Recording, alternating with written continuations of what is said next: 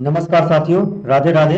आप सभी का स्वागत है आपके अपने YouTube प्लेटफॉर्म या फिर आपका अपना परिवार जो है एग्जाम घर, इस पर हम आप सभी साथियों का एक बार फिर से स्वागत करते हैं।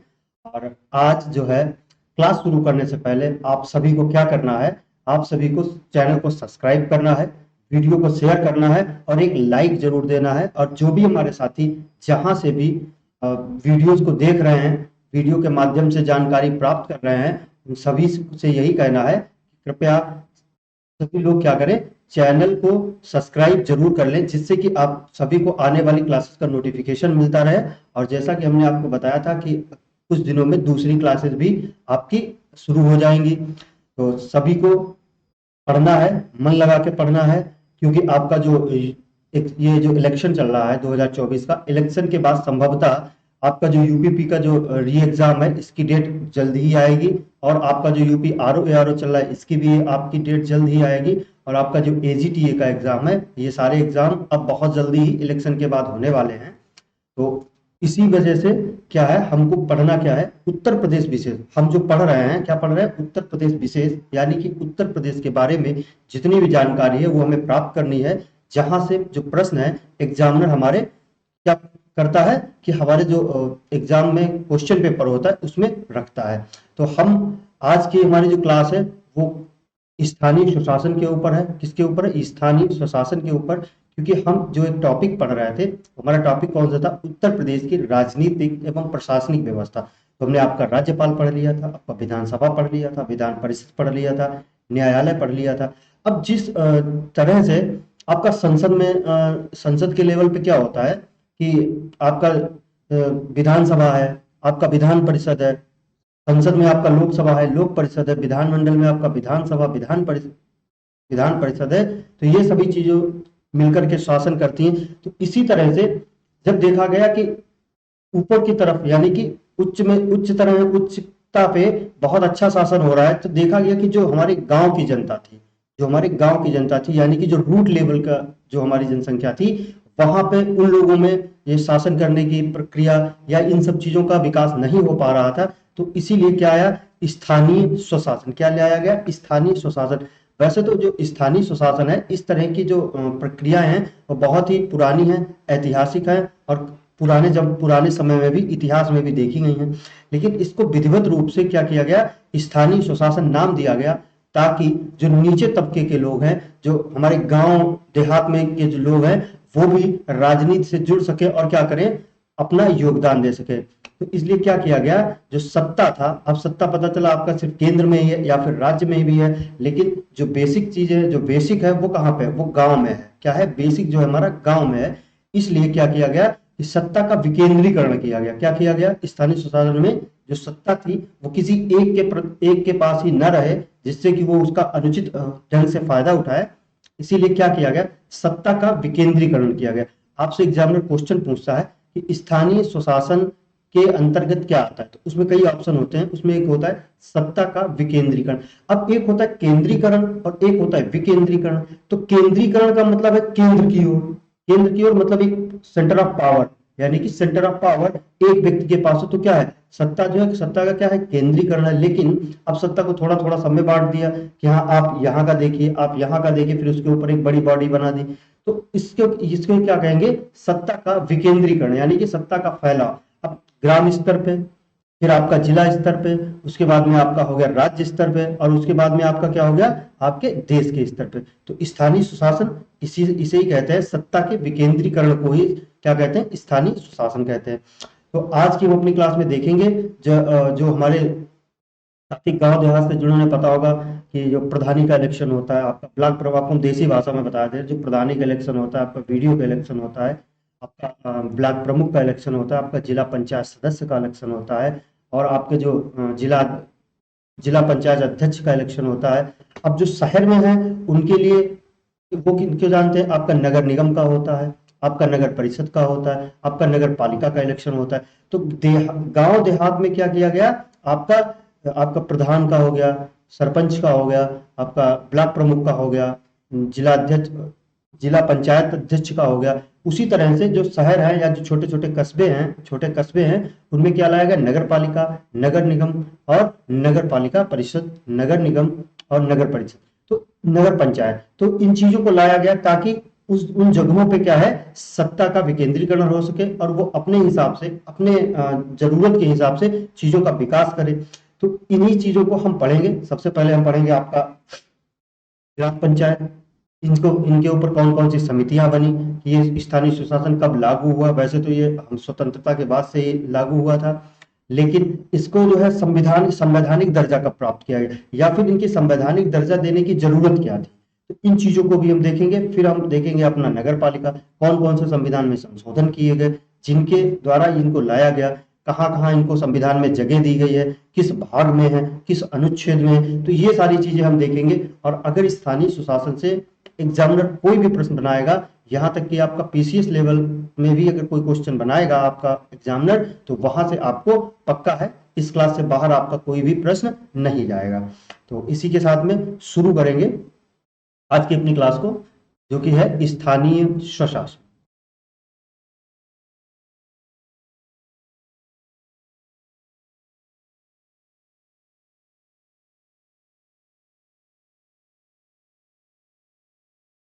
स्थानीय स्वशासन।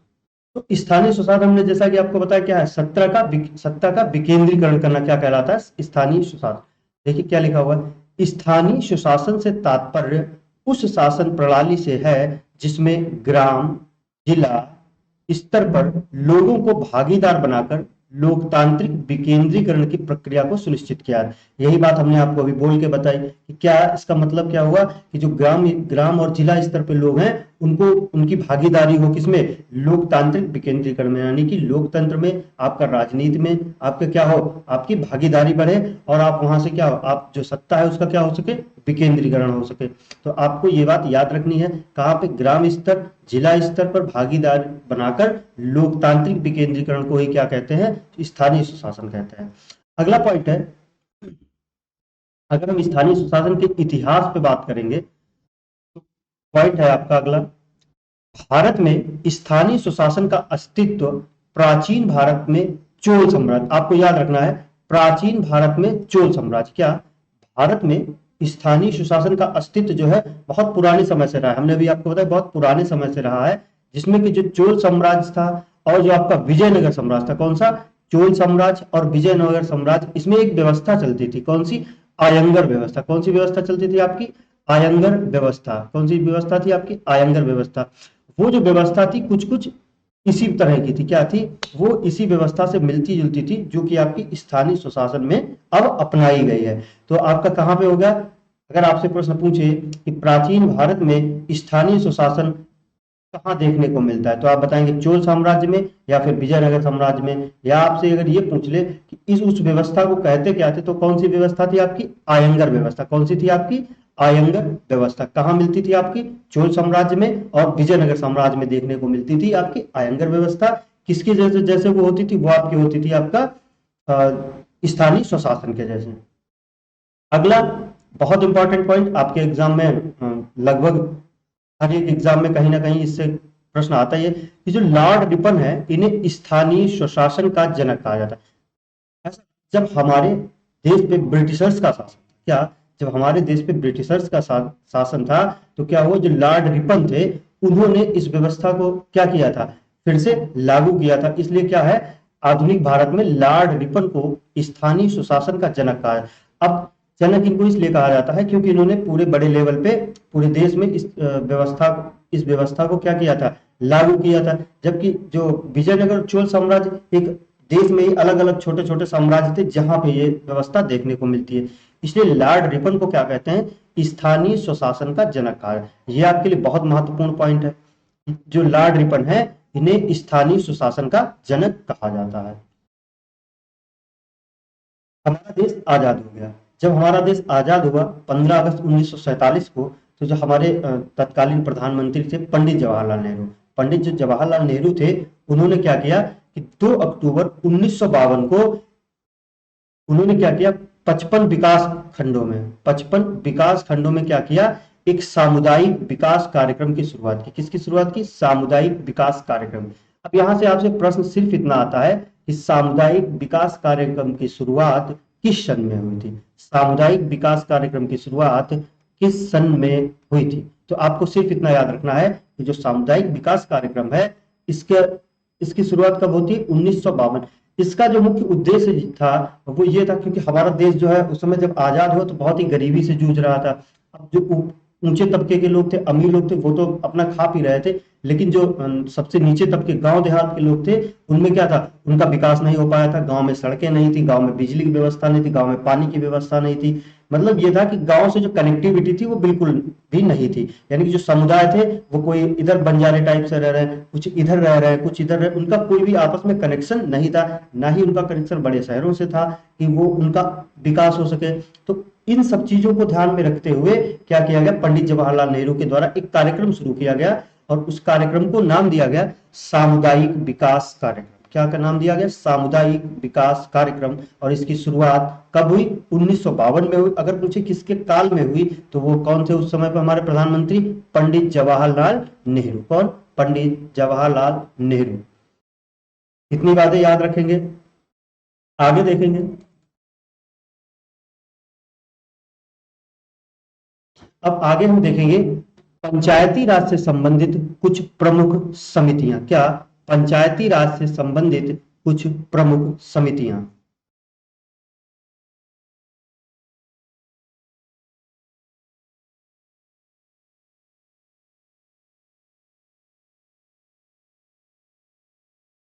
पांच सेकंड का पॉज लेंगे जरा, कुछ गड़बड़ हो रखी है सिस्टम में।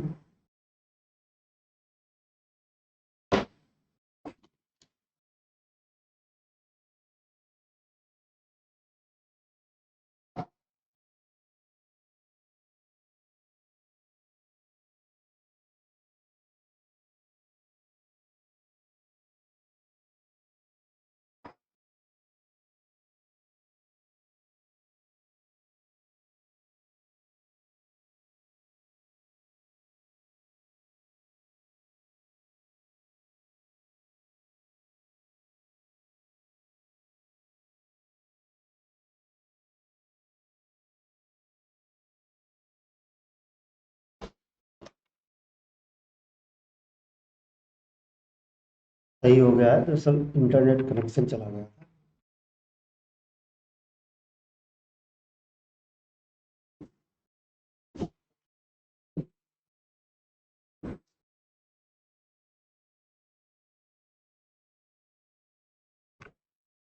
तो देखेंगे क्या?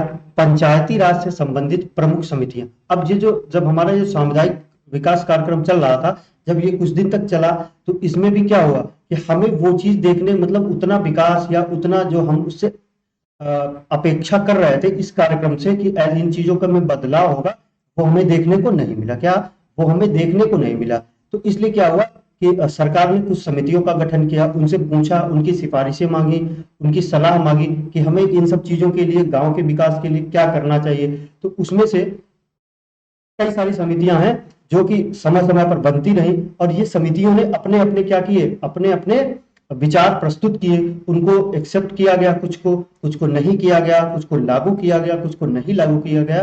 तो आपको ये सब चीजें बहुत ही आपके एग्जाम के दृष्टिकोण से महत्वपूर्ण है, तो आपको ये सब बहुत जानना जरूरी है। आपसे डायरेक्ट 4 से 5 समितियां हैं जो इसमें बहुत ही महत्वपूर्ण है। अब आपसे 4 समितियां दे देता है और एक कोई दूसरी समिति दे देता है, और आपसे प्रश्न पूछता है कि पंचायती राज से संबंधित निम्नलिखित समितियों में से कौन सी समिति नहीं है। तो आपको जो समितियां हैं वो बहुत ही याद रखनी है, और ये जो हम आपको 5 समितियां पढ़ाएंगे आज वो बहुत ही इंपॉर्टेंट है। तो पहली समिति है बलवंत राय मेहता समिति। कौन? बलवंत राय मेहता समिति। ये कब आई थी? ये आई थी 1957 में। 1957 में।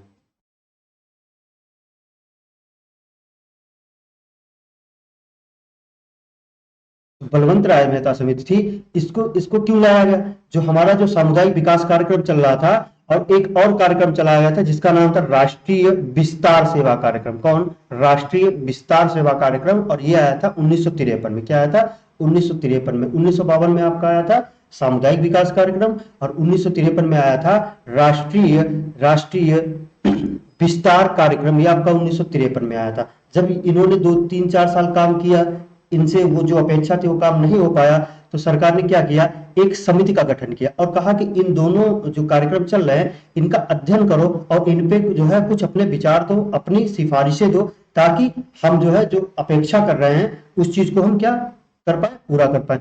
तो बलवंत राय मेहता समिति का गठन किया गया। कब किया गया? 1957 में। कब किया गया? 1957 में। बलवंत राय मेहता की, जो बलवंत राय मेहता जी हैं, इनकी अध्यक्षता में एक समिति का गठन किया गया। अब होता यह है, अब जो समिति है उसमें कई सारे सदस्य होते हैं, लेकिन उनमें जो एक अध्यक्ष होता है उसी के नाम पे उस समिति का नाम पड़ जाता है। क्या होता है? उसी अध्यक्ष के नाम पर उस समिति का नाम पड़ जाता है। तो उसमें जो 1957 में जो समिति बनी थी उसके अध्यक्ष कौन थे? बलवंत राय मेहता। तो इसका नाम क्या पड़ गया? बलवंत राय मेहता समिति। क्या लिया, क्या पड़ गया? बलवंत राय मेहता समिति। अब इन्होंने सिफारिशें क्या दी थी? इन्होंने कहा था कि गांव से लेकर जिला स्तर तक त्रिस्तरीय पंचायती व्यवस्था होनी चाहिए। क्या? त्रिस्तरीय पंचायती राज व्यवस्था होनी चाहिए। यानी कि इन्होंने त्रिस्तरीय व्यवस्था व्यवस्था दी। यानी कि इन्होंने 3 स्तर के जो स्थानीय सुशासन की है व्यवस्था दी थी। और उसमें वो कौन कौन सा था? एक थी आपकी ग्राम स्तर पर ग्राम पंचायत, ग्राम पंचायत,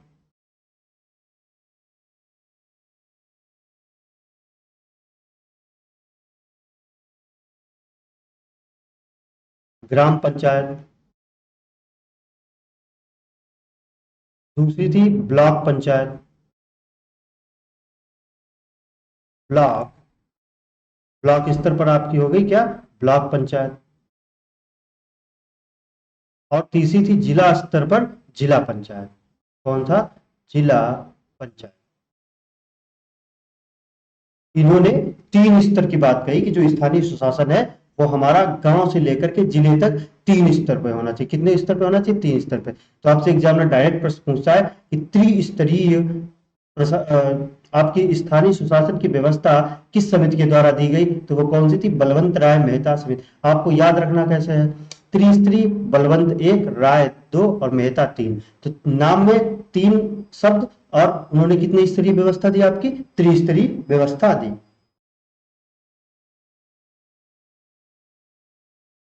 अब क्या होता है आगे चल करके 1958 में जो इन्होंने अपनी सिफारिशें दी थी, इनकी सिफारिशों को मान लिया जाता है। क्या है? मान लिया जाता है। इनकी सिफारिशों को क्या किया है? स्वीकार कर लिया जाता है। इसलिए क्या है, जो बी आर मेहता है यानी कि बलवंत राय मेहता है, इन्हें क्या कहा जाता है? इन्हें कहा जाता है आपका स्थानीय सुशासन, यानी कि स्थानीय सुशासन या फिर पंचायती राज व्यवस्था का शिल्पकार, यानी कि पंचायती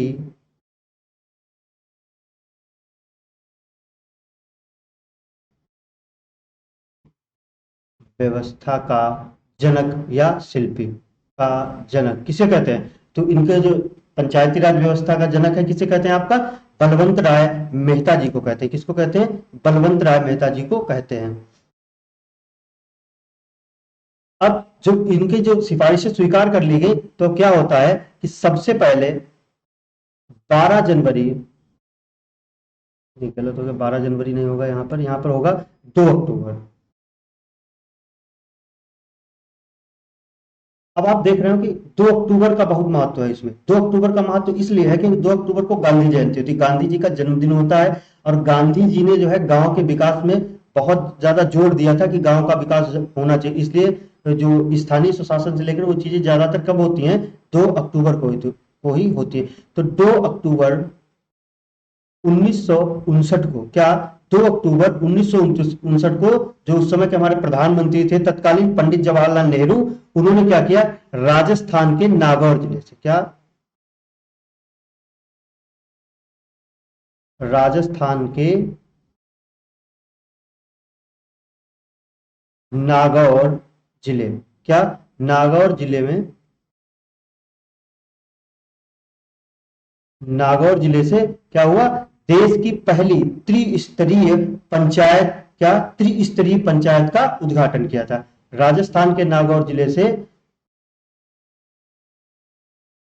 देश की पहली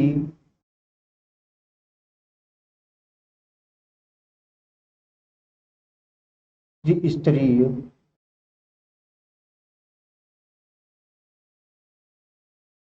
पंचायत का उद्घाटन किया, उद्घाटन किया। अब अगर आपसे पूछे कि जो त्रिस्तरीय पंचायती राज व्यवस्था है जो बलवंत राय मेहता समिति के द्वारा दी गई, इसको सबसे पहले कहाँ लागू किया गया, तो इसको सबसे पहले आपका राजस्थान के नागौर जिले में लागू किया गया। आपको बस इतना याद रखना है कि राजस्थान के नागौर जिले में इसे क्या है, लागू किया गया। पहला याद रखना है, बलवंत राय मेहता समिति कब आई, 1957 में। इन्होंने त्रिस्तरीय पंचायती राज की व्यवस्था की सिफारिश की।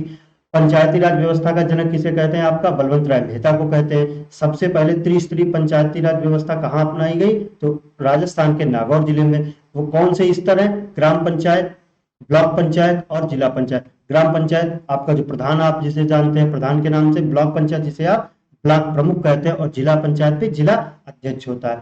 अब क्या हुआ, जब ये 1957 से ये चल रही थी, अब जब ये कोई चीज है जब ये धीरे धीरे काम करती है, तो उसमें कहीं ना कहीं बदलाव की जरूरत होती है। किसकी जरूरत होती है, आपका बदलाव की जरूरत है। या फिर क्या होता है, जब कोई प्रधानमंत्री बदलता है तो क्या करता है, उसमें कह देता है कि समिति बना देता है कि इस पे आप जो है क्या करिए, अपना इसकी जांच कीजिए और इस पे आप विचार दीजिए कि इसमें हम क्या और सुधार कर सकते हैं। तो क्या हुआ, अगली समिति आती है अशोक मेहता समिति। कौन सी आती है, अशोक मेहता समिति, और ये आती है 1977 में। कब आती है, 1977 में। अब ये जब गठित हुई तो उस समय तत्कालीन प्रधानमंत्री थे आपके मोरारजी देसाई। कौन, मोरारजी देसाई। आपसे ये भी पूछ लेता है प्रश्न एग्जामिनर कि बलवंत राय मेहता समिति जब ये इसका गठन किस प्रधानमंत्री के समय में हुआ, तो जवाहरलाल नेहरू थे। और जो अशोक मेहता समिति है, इनके समय में कौन थे आपके प्रधानमंत्री, मोरारजी देसाई। कौन थे आपके, मोरारजी देसाई। और ये किस किस पार्टी से थे, ये जनता पार्टी से थे। ये आपके जनता पार्टी के पीएम थे। और जो जवाहरलाल नेहरू थे, ये तो आपको पता है, ये कांग्रेस से थे। क्या थे, ये कांग्रेस से। अब इन्होंने जो ये समिति बनाई थी, इसमें कुल 13 सदस्य थे। कितने सदस्य थे, कुल 13 सदस्य थे। अब इस समिति ने सुझाव क्या क्या दिए, इन्होंने सुझाव दिया कि द्विस्तरीय पंचायती राज व्यवस्था होनी चाहिए। द्विस्तरीय व्यवस्था, द्विस्तरीय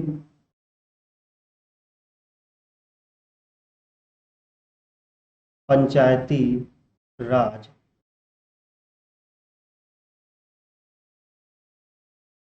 राय मेहता ने क्या किया था, 3 स्तर की पंचायती राज व्यवस्था दी थी। लेकिन अशोक मेहता ने क्या किया, इस समिति ने द्विस्तरीय पंचायती राज व्यवस्था की क्या की, इन्होंने सिफारिश की। एक मंडल स्तर पर मंडल पंचायत, सी कौन कौन सी, एक हो गई आपकी मंडल पंचायत, मंडल पंचायत, ये आपके मंडल स्तर पर, किसी स्तर पर, और जिला स्तर पर जिला परिषद, और दूसरी जिला स्तर पर जिला परिषद, जिला स्तर पर जिला परिषद। अब इसको कैसे याद रखें, देखो इनके नाम में कितने शब्द हैं, अशोक मेहता, और इन्होंने द्विस्तरीय, बलवंत राय मेहता 3 शब्द, तो 3 स्तरीय, अशोक मेहता द्विस्तरीय, यानी कि इनके नाम में कितने शब्द हैं, 2 शब्द हैं। तो क्या है, आपको इस तरह से याद रखना है। अब क्या हुआ आगे, इन्होंने क्या किया, 2 स्तरीय पंचायती राज व्यवस्था दी, और इन्होंने क्या कहा कि जो भारत का मुख्य निर्वाचन आयुक्त है, उसकी सलाह से, उसकी सलाह से जो राज्य निर्वाचन आयुक्त है आपका, राज्य जो निर्वाचन आयुक्त है वो इसका क्या करे, चुनाव कराए। इन्होंने कहा कि राज्य निर्वाचन आयोग इसका चुनाव कराए, राज्य निर्वाचन आयोग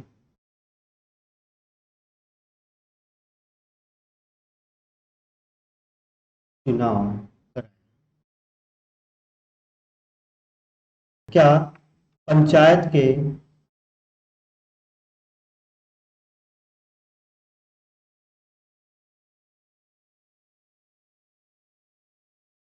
होने पर 6 माह में, कितने दिनों में, 6 माह में पुनः चुनाव हो जाए, पुनः चुनाव, पुनः चुनाव। तो आपको ये बात याद रखनी है कि अशोक मेहता समिति 1977 में बनाई गई थी, मोरारजी देसाई के समय में बनाई गई थी। इसमें कुल 13 सदस्य थे। इन्होंने द्विस्तरीय पंचायती राज व्यवस्था की सिफारिश की थी, मंडल स्तर पर मंडल पंचायत और जिला स्तर पर जिला परिषद। और इन्होंने एक सिफारिश दी थी कि राज्य निर्वाचन आयोग इसका चुनाव कराए, और जब भी पंचायत जो है, पंचायत जिस समय विघटन हो जाए अगर पंचायत का, तो उसके 6 महीने के अंदर फिर क्या होना चाहिए, चुनाव कराए जाने चाहिए। तो आपको इनकी जो सिफारिशें हैं, जो कुछ मुख्य मुख्य हैं, वो हम आपको हर सब में बताते चल रहे हैं, तो आपको ये भी याद रखनी है। अगली है जी.वी. के राव समिति। कौन सी है, जी.वी. के राव समिति। ये समिति ये आती है 1985 में। कब आती है, 1985 में। इस समिति का गठन होता है 1985 में। इन्होंने भी क्या किया, त्रिस्तरीय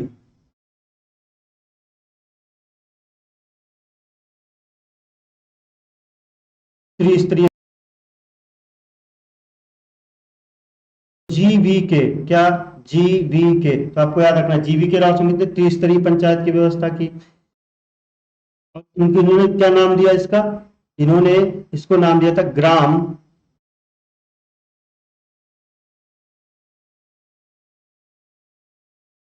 ग्राम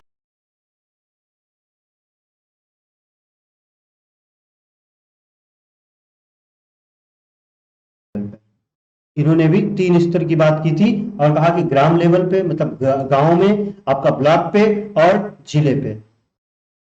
इनकी एक जो सबसे महत्वपूर्ण सिफारिश है, वो सिफारिश ये थी कि जो हमारे एससी, एसटी और महिला, क्या था, एससी, एसटी और महिलाओं के लिए क्या किया था, इन्होंने आरक्षण संबंधी सिफारिश की थी।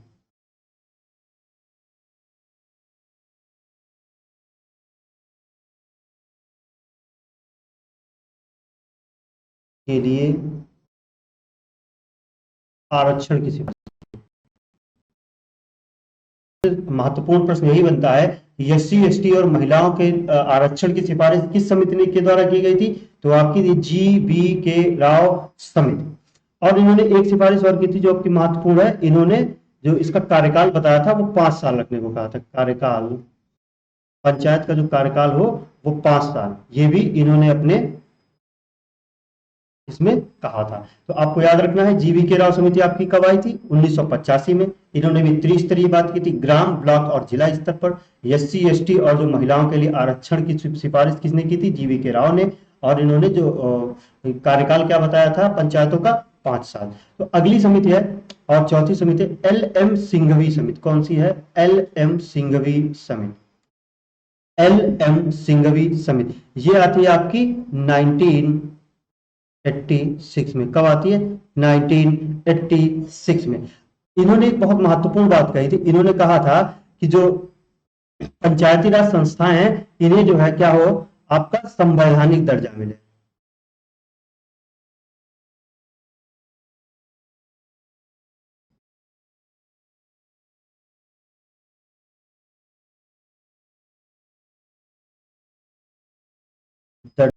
हमारे जो क्या है, जो पंचायती राज संस्थाएं हैं, इन्हें कौन सा दर्जा दिया जाए, इन्हें जो है संवैधानिक दर्जा दिया जाए।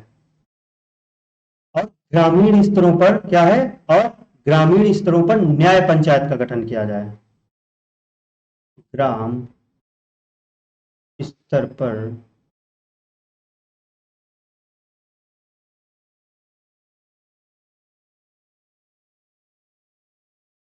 न्याय पंचायतों का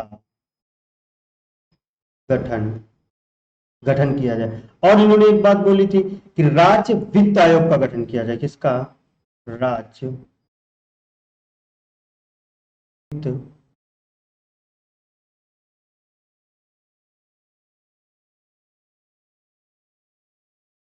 की जो ये संस्थाएं हैं, जो आपकी पंचायती राज संस्था है, अब इन्हें क्या फंड की जरूरत होगी, इनको इतनी ताकत दी जाए कि इनको इतना पैसा दिया जाए, तो उसके लिए हमें क्या करना होगा, राज्य वित्त आयोग का गठन भी करना पड़ेगा। और इन्हें क्या है, इनको और सशक्त करने के लिए क्या किया गया कि कर आरोपण का कर आरोपण का अधिकार दिया जाए।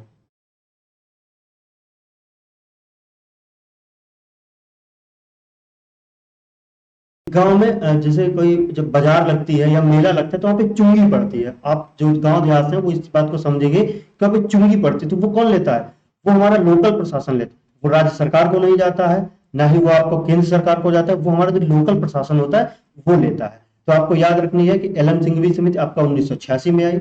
इन्होंने क्या किया कि ये जो हमारी संस्थाएं हैं इनको इनके लिए संवैधानिक दर्जे की बात की और ग्राम स्तर पर न्याय पंचायत की बात की। क्या ग्राम स्तर पर न्याय पंचायतों के गठन की बात की, राज्य वित्त आयोग के गठन करने की बात की। इन क्या है, इन संस्थाओं को और मजबूत बनाने के लिए कर आरोपण का अधिकार, ताकि ये कर अपना एकत्रित करके अपने छोटे मोटे काम कर सके। तो यहां से इतना याद रखेंगे। तो पांचवी है आपकी पी के थुंगम समिति, यहाँ पे छोटा की मात्रा है, थुंगम नहीं है, ये थुंगम है, तो यह है पी के थुंगम समिति। इन्होंने भी क्या किया, संवैधानिक दर्जे की बात की।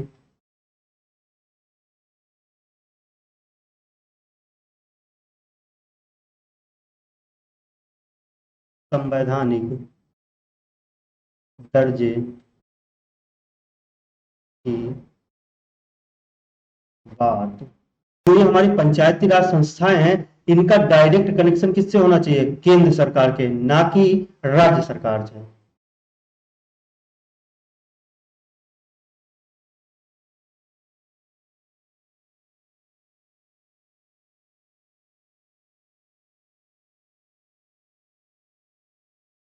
केंद्र से होने की बात कही। इन्होंने कहा कि जो हमारी पंचायती राज संस्था है इनका सीधा संबंध केंद्र सरकार से हो, न कि राज्य सरकार से, न कि राज्य सरकार। इन्होंने भी क्या कहा, इन्होंने कहा कि एक राज्य वित्त आयोग का गठन हो, वित्त आयोग का गठन। तो ये हमारी 5 जो समितियां हैं पंचायती राज से लेकर के, ये हमारी यहाँ पे कंप्लीट होती हैं। अब आगे देखेंगे, जो ये समितियां हैं यहाँ से प्रश्न बनते हैं और ये आपके लिए बहुत ही महत्वपूर्ण समितियां हैं। अब देखिए, अब जैसे ही बात हुई कि क्या क्या करना है, कि हमें क्या करना है, जो हमारी पंचायती राज संस्थाएं हैं इनको जो है क्या करना है, संवैधानिक दर्जा प्राप्त देना है। संवैधानिक दर्जे की जब सिफारिश की गई तो सरकार ऐसे धीरे धीरे धीरे धीरे समय बीतता जाता है और सरकार जागती है कब, 1992 में। अब देखिए आप कितना स्लो प्रोसेस है। जो समितियां बनी इन्होंने कब अपनी जो है सिफारिश दी कि इन्हें संवैधानिक दर्जा मिलना चाहिए, जिससे कि और ज्यादा सशक्त होंगी और इनका संबंध डायरेक्ट राज्य केंद्र से होना चाहिए, राज्य से नहीं होना चाहिए। बहुत सी बातें कही गई, तब जाकर के सरकारें जगी और 1922 में जो हमारे स्थानीय सुशासन की जो हमारी समिति जो हमारे ये हैं, इनको क्या दिया गया, इनको जो है संवैधानिक दर्जा दिया गया। क्या दिया गया, संवैधानिक दर्जा। कब दिया गया, 1992 में। आपको याद रखना है 1992 में। और कौन सा संविधान संशोधन, 73वां संविधान संशोधन। आपसे पूछा जाता है कि 73वां संविधान संशोधन अधिनियम 1992 किससे संबंधित है, तो आपका क्या है, ग्राम पंचायतों से संबंधित है। किनसे, ग्राम पंचायतों से संबंधित है। और इसी के बाद में एक 74वां संविधान संशोधन हुआ, जो कि हमारे शहर में जो नगर पालिका, नगर निगम और जो आपके नगर परिषद है, इनसे संबंधित है। तो हम सबसे पहले पढ़ेंगे अपना 73वां संवैधानिक संशोधन, कि इसके बारे में, इसमें क्या क्या हुआ, कब लागू हुआ, कहाँ जोड़ा गया इसे, इन चीजों को देखेंगे। तो आपको पढ़ना है 73वां संवैधानिक संशोधन अधिनियम 1992। पीवी नरसिम्हा राव के कार्यकाल में पंचायती राज संस्थाओं को संवैधानिक दर्जा प्राप्त हुआ। अब कार्यकाल बहुत महत्वपूर्ण है। अब उस समय पे कार्यकाल किसका चल रहा था, हमारे पीवी नरसिम्हा राव। कौन, पीवी नरसिम्हा राव के कार्यकाल में जो पंचायती राज संस्थाएं हैं, कौन सी पंचायती राज संस्थाएं हैं, इनको क्या किया गया, संवैधानिक दर्जा प्राप्त। किया गया। क्या दिया गया? संवैधानिक दर्जा प्राप्त किया गया। अब पंचायती राज संस्थाओं को संवैधानिक दर्जा किस संवैधानिक संशोधन से हुआ? तो आपको याद रखना है 73वां संविधान संशोधन 1992। क्या? 73वां संविधान संशोधन 1992 के द्वारा जो हमारी पंचायती राज संस्थाएं हैं इनको क्या है? संवैधानिक दर्जा प्राप्त हुआ। अगला पॉइंट है, यह अधिनियम 24 अप्रैल 1993 से लागू हुआ। अब ये अधिनियम जो था ये लागू कब से हुआ? 24 अप्रैल 1993। आपको बहुत याद रखना है कि कॉन्स्टिट्यूशनल जो अमेंडमेंट था वो हुआ आपका 1992 में, लेकिन ये लागू कब हुआ? 24 अप्रैल 1993 से लागू हुआ। इसीलिए 24 अप्रैल को राष्ट्रीय पंचायत दिवस या पंचायती राज दिवस मनाया जाता है। आपको याद रखना है कि 24 अप्रैल को कौन सा दिवस मनाया जाता है? राष्ट्रीय पंचायत दिवस या फिर राष्ट्रीय पंचायती राज दिवस। कब मनाया जाता है आपका? 24 अप्रैल को। अगला है, इस संशोधन अधिनियम का अभिपालन करने वाला प्रथम राज्य मध्य प्रदेश था। इसका मतलब सीधा सा इस लाइन का यह है कि जब 24 अप्रैल 1993 को यह लागू हुआ, कौन सा? पंचायती राज संस्थाएं, तो इसको क्या है सबसे पहले किसने अपनाया था आपका? तो सबसे पहले आपका अपनाया था मध्य प्रदेश ने। क्या किसने अपनाया था? मध्य प्रदेश ने। अब जब संविधान में संशोधन होगा तो जो संशोधन होगा तो उसके जो भी क्लॉज होंगे, जो भी आर्टिकल होंगे, लिखे जाएंगे कि हाँ इस तरह से नियम होंगे, तो उसे संविधान के किसी एक भाग में और कुछ अनुच्छेद में रखना होता है। तो जो इसे जो है संविधान के किस में रखा गया? भाग 9 में। भाग 9 में अनुच्छेद 243 ए से लेकर 243 ओ तक जोड़ा गया। कहां तक? भाग 9 अनुच्छेद 243 ए से 243 ओ। तो जो पंचायती राज संस्थाएं हैं वो हमारी किस भाग में है? संविधान के भाग 9 में है। किस अनुच्छेद में है? तो अनुच्छेद 243 ए से 243 ओ तक है। तो आपको ये बात याद रखनी है। अगला पॉइंट है, इसे संविधान की अनुसूची 11 में जोड़ा गया। अब अगर पूछे आपसे कि पंचायती राज संस्थाओं को संविधान की किस अनुसूची के अंदर रखा गया है, तो आपके अनुसूची 11 में रखा गया है। और इसमें कुल विषय कितने रखे हैं? 29 विषय। कितने? 29 विषय। पंचायती राज संस्थाओं के टोटल विषय 29। किस भाग में? भाग 9 में, अनुच्छेद 243 ए से 243 ओ तक। सबसे पहले किसने अपनाया? मध्य प्रदेश ने अपनाया। लागू कब हुआ? 24 अप्रैल 1993 को। पंचायती राज दिवस कब मनाते हैं? 24 अप्रैल को मनाते हैं। और उस समय पे कार्यकाल किसका था? आपका पीवी नरसिम्हा राव का। और पंचायती राज संस्थाओं को संवैधानिक दर्जा कब प्राप्त हुआ? तो आपको याद रखना है कि पंचायती राज संस्थाओं को आपका जो संवैधानिक दर्जा है ये प्राप्त होता है 1992 के अधिनियम द्वारा। तो आपको 73वें संविधान संशोधन से इतनी चीजें याद रखनी है। और आप अपने हिसाब से भी नोट्स बना सकते हैं या फिर आप पीडीएफ भी प्राप्त कर सकते हैं। हमारे टेलीग्राम चैनल को ज्वाइन कर लीजिए या फिर आप व्हाट्सएप चैनल ज्वाइन कर लीजिए। अगला है 74वां संविधान संशोधन अधिनियम 1992। क्या? 74वां संविधान संशोधन 1992। अब इसमें क्या है? इसके तहत नगरीय स्थानीय स्वशासन संस्थाओं जैसे नगर निगम, नगर पालिका और नगर पंचायत, इनको क्या किया गया? इनको संवैधानिक दर्जा प्राप्त। क्या? 74वें संविधान संशोधन से जो हमारी नगरीय स्थानीय स्वशासन संस्थाएं हैं इन्हें क्या किया गया? संवैधानिक दर्जा मिला। इसे कब लागू किया गया? इसे लागू किया 1 जून 1993 से। कब से? 1 जून 1993 से। वो आपका 24 अप्रैल से 1993 और ये 1 जून 1993।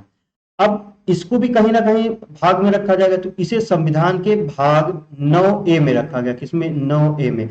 आपका जो ग्राम स्तर पे स्थानीय सुशासन है उसे भाग 9 में, और इसको किस में रखा गया? आपका जो नगरीय स्थानीय सुशासन है इसे कहाँ रखा गया? आपका भाग 9A में। अब आर्टिकल कौन से? 243। अब ओ तक तो वहां हो गया था, अब ओ से आएगा PMNOP। तो 243 P से लेकर 243 ZG तक रखा गया। क्या? ZG। अब आपको सर ZG क्या है? अब ये तो है कि आप आर्टिकल बढ़ा तो सकते नहीं, इसी में आप मतलब क्लास बना बना के डाल सकते हैं। जैसे 273 को हो गया PQRSTUVWXYZ हो गया, तो Z हो गया। अब जब Z हो गया, अब Z के आगे तो कुछ है नहीं, लिखना और है, तो हमने क्या किया? 243Z फिर से A से शुरू कर दिया। 243ZA, 243ZB, इस तरह से क्या है? इनको इनके जो अनुच्छेद हैं उन्हें लिखा गया है 243ZG तक रखा गया है।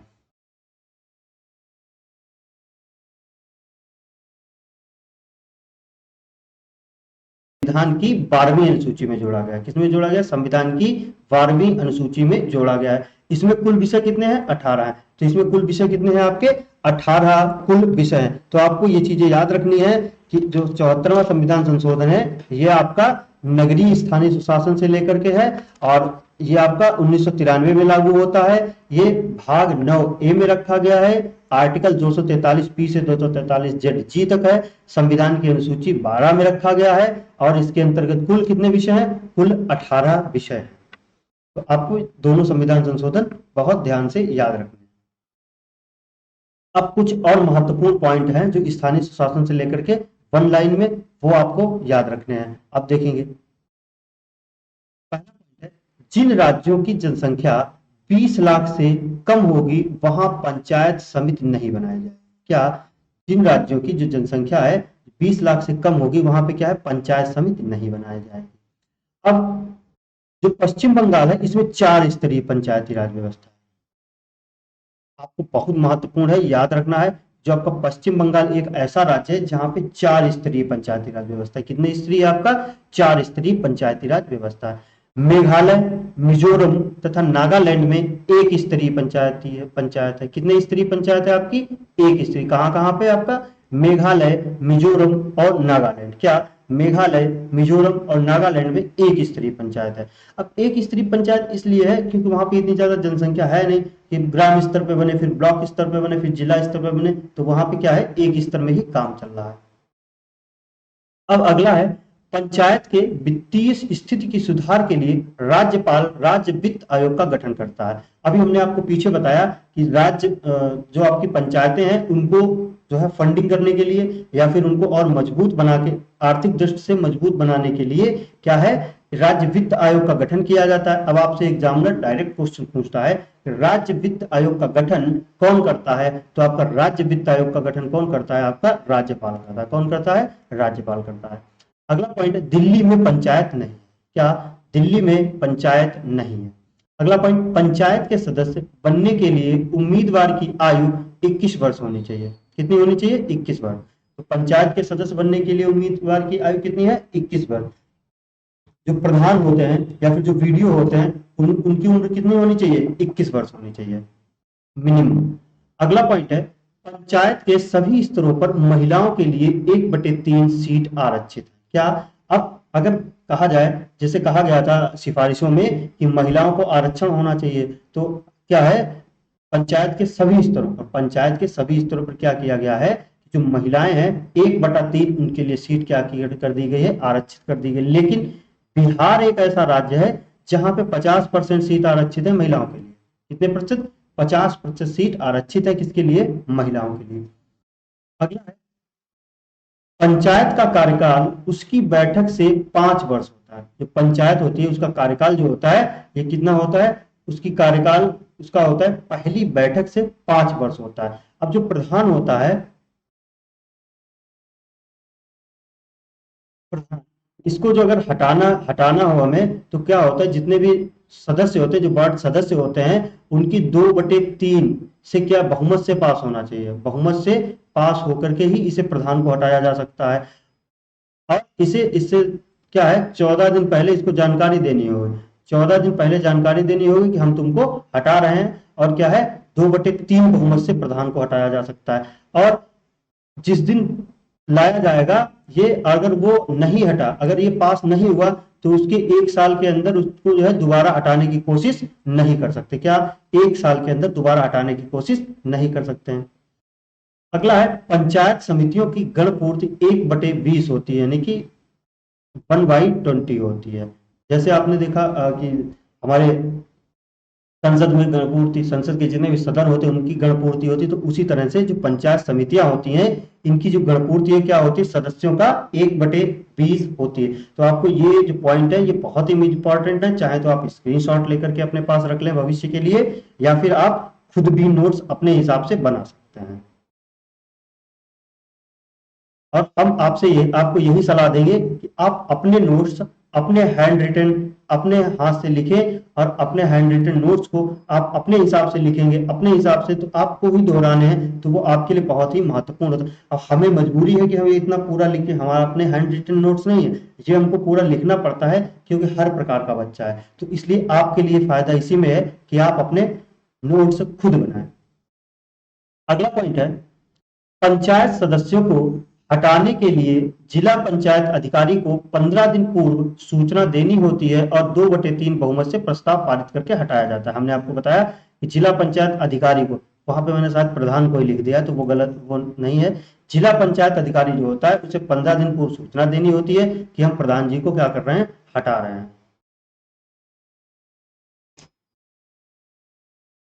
तो यहां से मिटा दीजिए।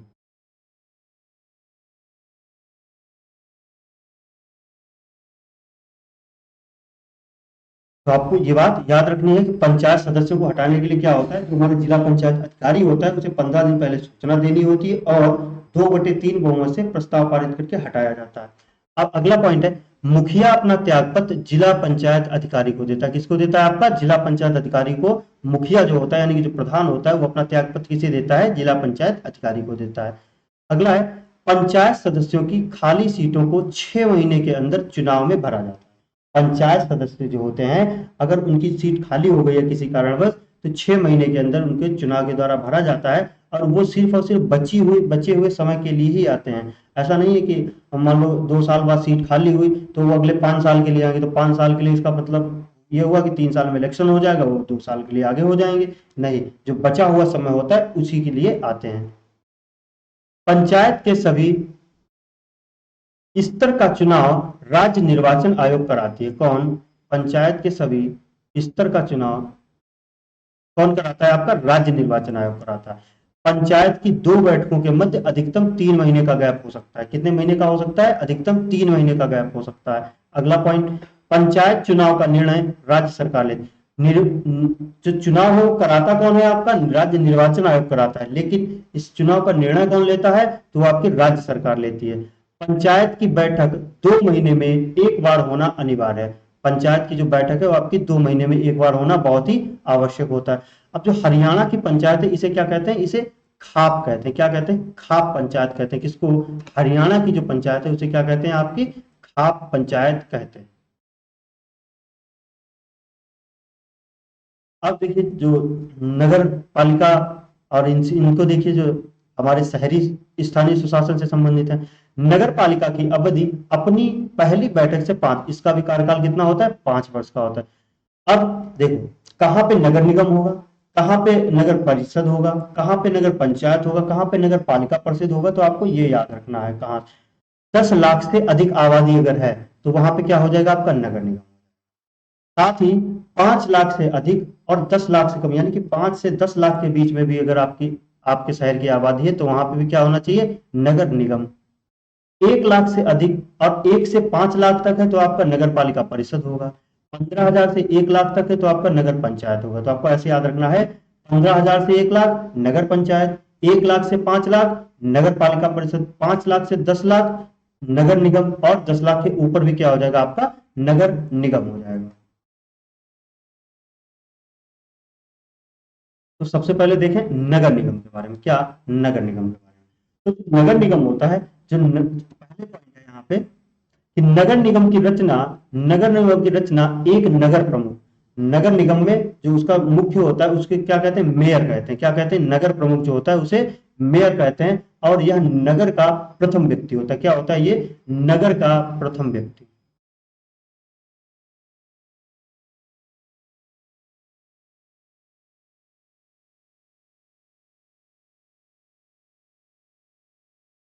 प्रथम व्यक्ति होता है। अब मेयर का चुनाव नगर की वयस्क जनता प्रत्यक्ष रूप से करती है। जो मेयर का चुनाव कौन करता है, जनता प्रत्यक्ष रूप से करती है। और यह 5 साल के लिए चुना जाता है। कितने साल के लिए चुना जाता है मेयर, आपका 5 साल के लिए चुना जाता है। पद ग्रहण की तिथि से 2 वर्ष तक उसके खिलाफ अविश्वास प्रस्ताव नहीं लाया जा सकता। क्या, मेयर जिस दिन अपना पद ग्रहण करेगा उस दिन से अगले 2 साल तक क्या है, उसके खिलाफ कोई भी अविश्वास प्रस्ताव नहीं लाया जा सकता। ये बात आपको याद रखनी है। अगला है, निगम में निर्वाचित सदस्यों की संख्या 60 से कम और 110 से अधिक नहीं हो सकती है। मतलब जो निगम है, जो नगर निगम है, इसमें जो निर्वाचित सदस्य हैं उनकी संख्या 60 से कम नहीं होनी चाहिए और 110 से अधिक नहीं होनी चाहिए। ये भाई ये बात भी आपको याद रखनी है। अगला पॉइंट है, निगम का कार्यकाल 5 वर्ष का होता है। अभी हम आपको बता चुके हैं पहले ही, जो नगर निगम है उसका कार्यकाल कितना होता है, 5 वर्ष का होता है। फिर भी इसके पूर्व यानी कि 5 साल से पहले क्या है, राज्य सरकार क्या कर सकती है, इसका विघटन कर सकती है। क्या कर सकती है, राज्यपाल इसका विघटन कर सकती है। लेकिन राज्यपाल जब भी नगर निगम का विघटन करेगी, उसके 6 महीने के अंदर क्या होगा, इनको चुनाव कराना जरूरी हो जाएगा। क्या कराना जरूरी हो जाएगा, आपका चुनाव कराना जरूरी हो जाएगा। अगला है नगर पालिका परिषद। इसमें भी क्या है, एक अध्यक्ष होते हैं और एक उपाध्यक्ष होते हैं और तीसरे एक प्रकार के सदस्य होते हैं। यानी कि इसमें भी क्या है, 3 प्रकार के सदस्य। कितने प्रकार के सदस्य होते हैं नगर पालिका परिषद में, आपके 3 प्रकार के सदस्य। इसका भी कार्यकाल आपका 5 साल होता है। कार्यकाल इसका भी कितना होता है, 5 साल का होता है। इसमें निर्वाचित सदस्यों की संख्या 25 और 55 की, यानी कि 25 से कम नहीं और 55 से अधिक नहीं होती है। यही चीज आपको याद रखनी है। यहीं से आप एग्जामिनर जो है आपको कंफ्यूज करने की कोशिश करता है नगर निगम, नगर पालिका परिषद और नगर पंचायत में। इसमें याद रखेंगे नगर पंचायत में कि नगर पंचायत में मिनिमम जो सदस्यों की संख्या है वो 10 और अधिक से अधिक कितनी, 24। क्या, अधिक से अधिक 24। तो इसी के साथ में आज की क्लास को यहीं पर समाप्त करेंगे। शायद आज थोड़ी सी लंबी क्लास हो गई है, लेकिन आपको अगर क्लास अच्छी लगी हो तो आप सब क्या करेंगे, क्लास को एक लाइक देंगे और अपने विचार जरूर रखेंगे कि आपको क्लास कैसी लगी। तो धन्यवाद, राधे राधे।